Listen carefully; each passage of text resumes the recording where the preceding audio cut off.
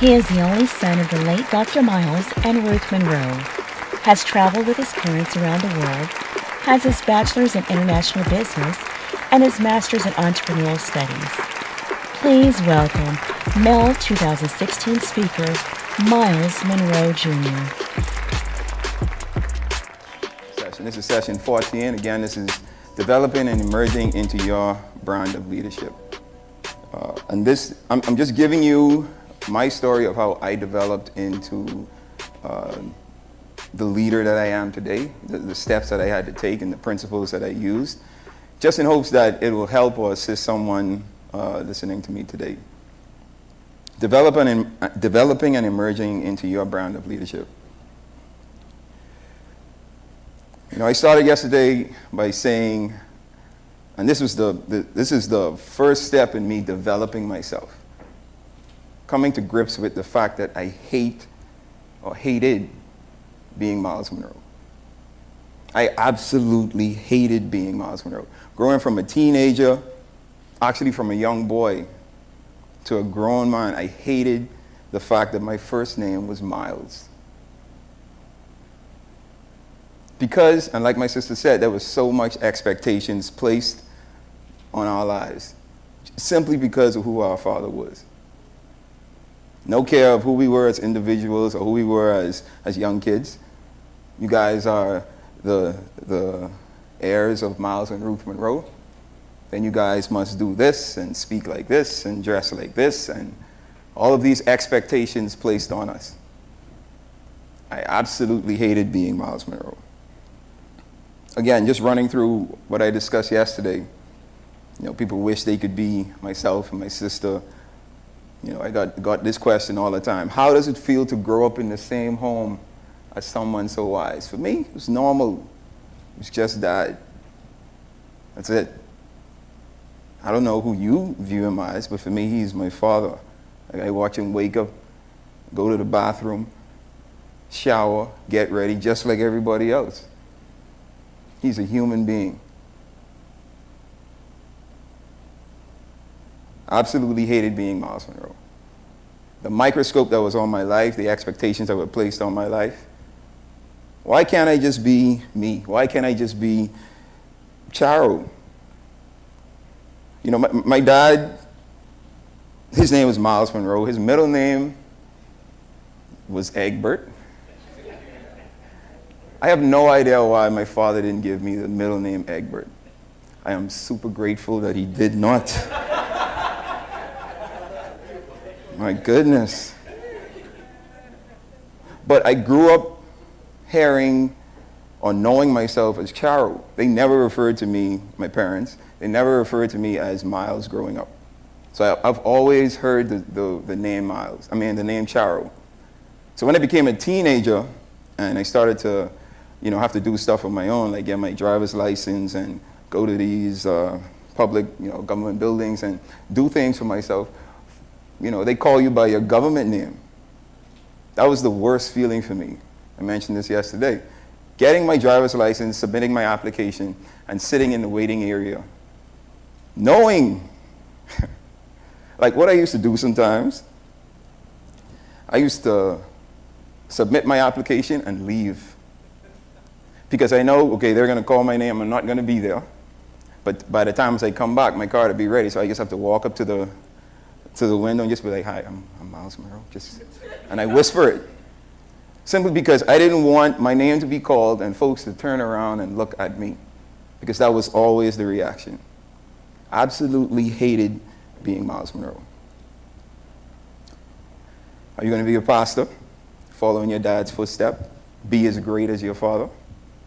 Who knows? But these were expectations that were placed on my life, and they were affecting the way that I felt about myself, and they were affecting my relationship with my father.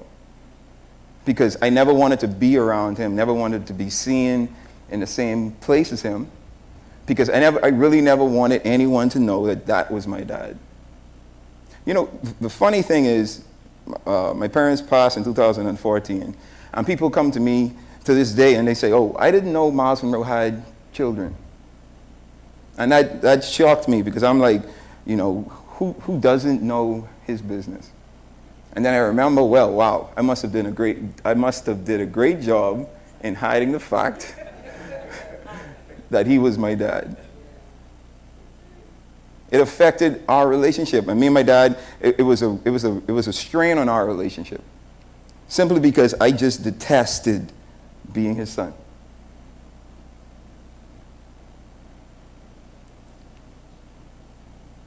So I rebelled, and I think this is what any kid or every kid in my position does. We do everything that we feel will completely separate us from what we're running from.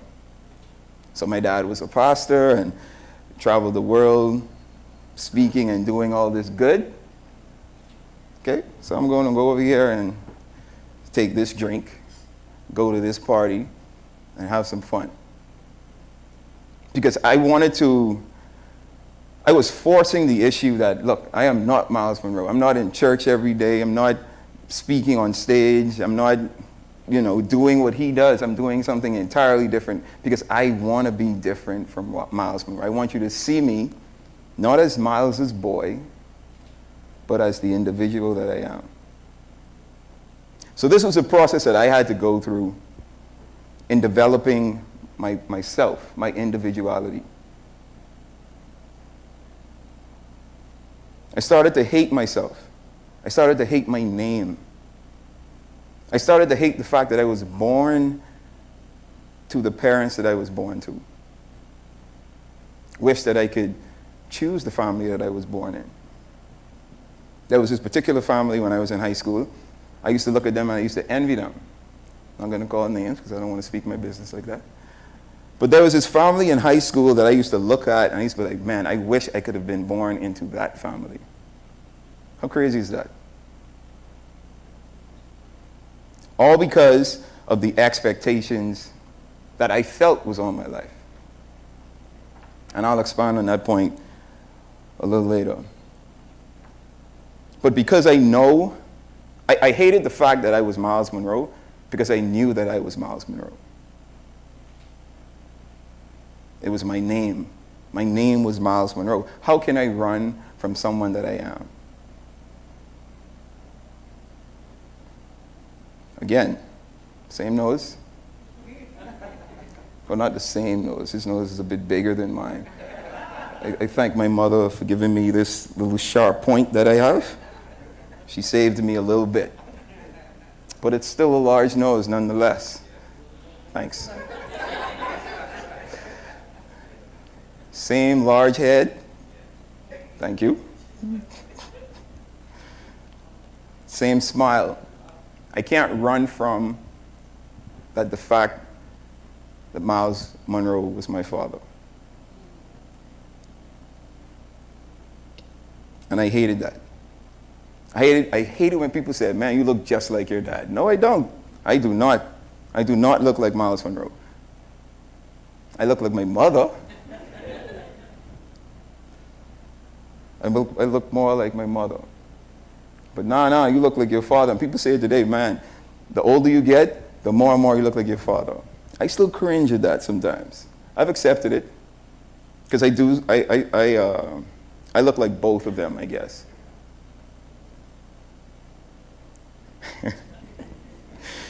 So my cousin no, I ain't gonna say that. I'm not gonna speak that on myself. She said I'm gonna end up like my dad with no hair on top of his head. I rebuke that. But anyway, I hated who I was. I was ashamed of me.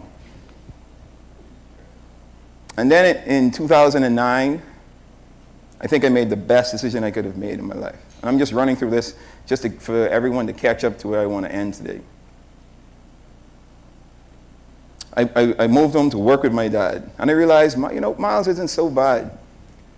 The strain that was placed on me and my dad's life stunted my development as an individual, or stunted the person that he wanted to assist me to become, because I was running from who I really was. So coming back home to work with him, I had to learn to work with my dad. Me and my dad butted heads a lot in the first year that I came home because we are two totally different persons. My dad is outgoing, friendly, want to talk to everybody. Me, I am the exact opposite. Please don't talk to me. Leave me alone. I don't feel like having a conversation today. Let me just come in, let me do my work, and let me leave. But my dad taught me that I can't be selfish. As a leader, you can't be selfish. You have to adapt. You have to adjust your individuality to develop yourself as a leader. My dad taught me unconditional love. Regardless of how I felt and how much I said I detested being his son, he loved me anyway. And I think that was one of the greatest lessons he could have ever taught me. My parents taught me to death. Like, I've always heard the term unconditional love, unconditional love. But their love was truly unconditional. And I just observed him. I observed the way that he interacted with the different people that he came into contact with. And I learned so much from those interactions. I learned how to develop my interactions. I learned how to come out of my shell, to be a bit more of an extrovert, because I was so introverted. I learned how to start conversations. I learned how to smile when I talk. You know, Teresa mentioned yesterday that folks always thought that my mother was such a mean person, because, not intentionally, but she didn't really smile too much. But once you got to know her, you'd be like, wow, you're a really sweet person. Didn't know you were this nice. And I think I carried a bit of that with myself, because, folks always told me, man, I always thought you was a mean person, because you don't smile often. So I learned how to smile. I learned how to enjoy or pretend like I am enjoying. Thank you, Gene. So I discovered a few things about developing into and emerging into a leader. Or more importantly, I discovered how to develop into becoming Myles Munroe Jr. And I realized that the opposite of love wasn't hate, but it was fear. I really didn't hate being Myles Munroe. I was afraid of being Myles Munroe. I put so much expectations on myself, telling myself I could never be my father. I could never be like my father. People see him as this great individual who has done so many great things. How can I live up to that? So that made me afraid, because what if I never became as great or greater than my dad? What if I failed at that goal? And this change, having a conversation with my dad in 2013, where he said, look, child, don't look at it as expectations, but look at it as a responsibility that you have. I've given you my name because I love you. Look at it as a responsibility now to take that name and take the platform that I have given you to higher heights. Expand it to areas that I won't be able to. So I started with these principles yesterday. First is self-love.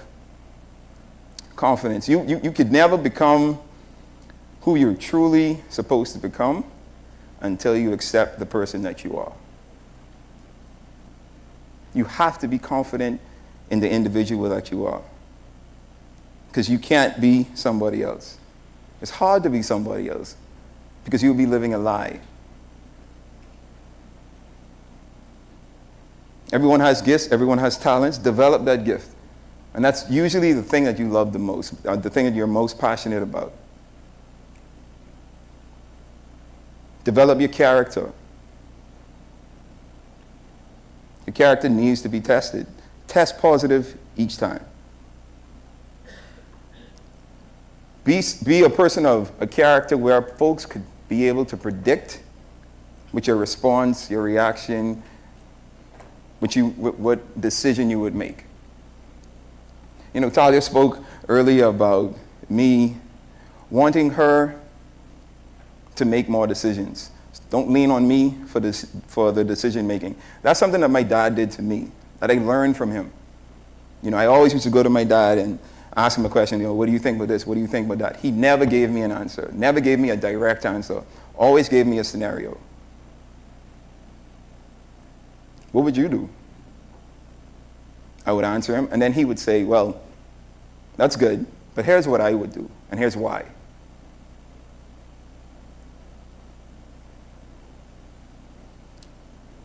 You must develop your character, because the gifts that you have will get you in the room, will get you on the stage, will get you in front of people that you probably wouldn't have gotten into or in front of if you weren't as talented or gifted as you are.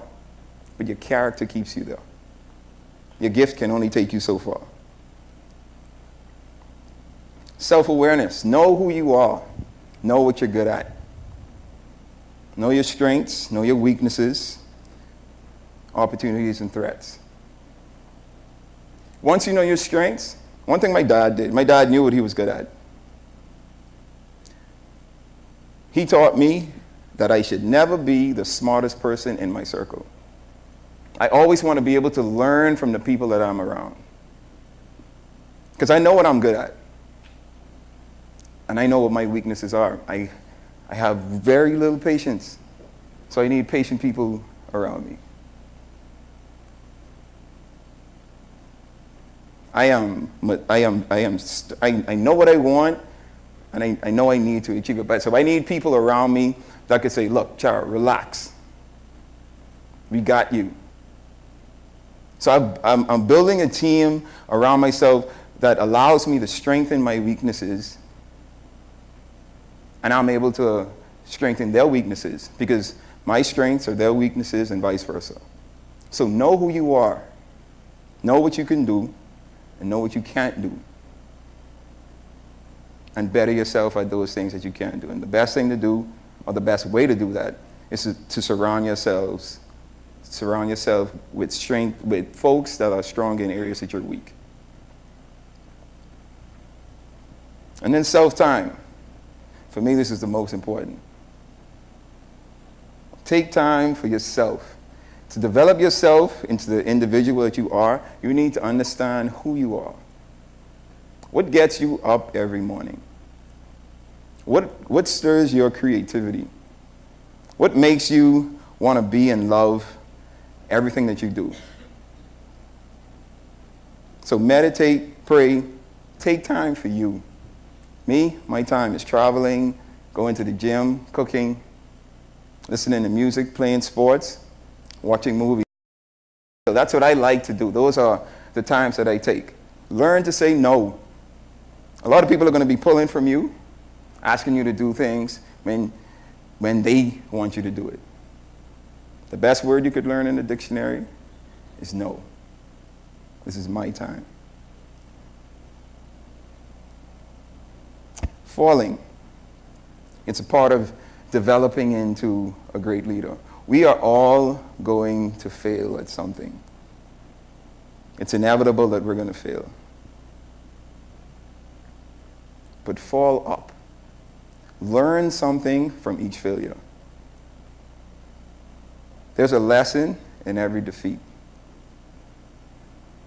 You could learn something from even your successes. You could learn how to do it better, what didn't work this time. But failing is the best thing that could happen to a leader, because it puts us in a place where we're most vulnerable, because we failed. And we're forced to learn from that. Or we should be forced to learn from that. To understand, okay, why is it I failed at this? What do I need to do? What do I need to change to possibly perfect what I was trying to do and get a better result next time? So know that you're going to fail. You won't succeed at everything. Freedom. Feel free to do what it is you want to do, regardless of what someone else may think, feel, or say to you about your ideas, your vision, feel free to be happy to do it. Enjoy being you. Trust the process that you've been given.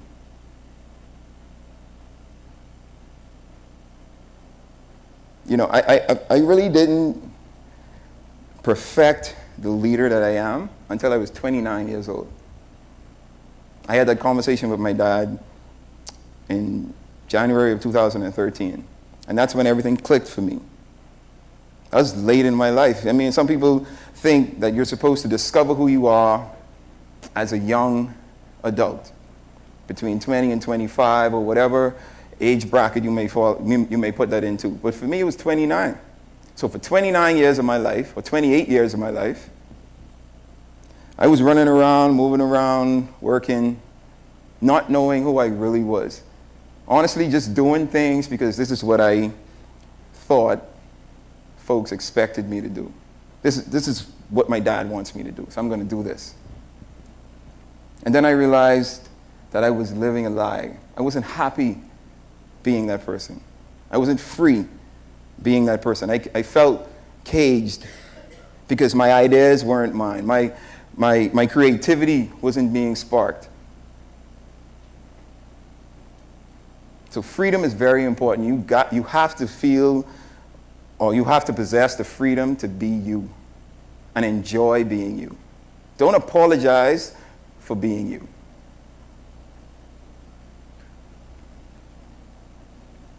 And finally, fear versus faith. You know, folks ask me all the time, what is your greatest fear? My greatest fear is failing. You know, Jerissa mentioned this. She and I talk about this all the time. Failure is something that I never want to experience. But it's something that is inevitable. So how do you deal with that? You have to trust the vision you've been given. This event, for example, I went back and forth about this event a million times. I'm not going to do this. This is impossible. How am I going to put this together? I'm fearful of this event not being what I envision it being.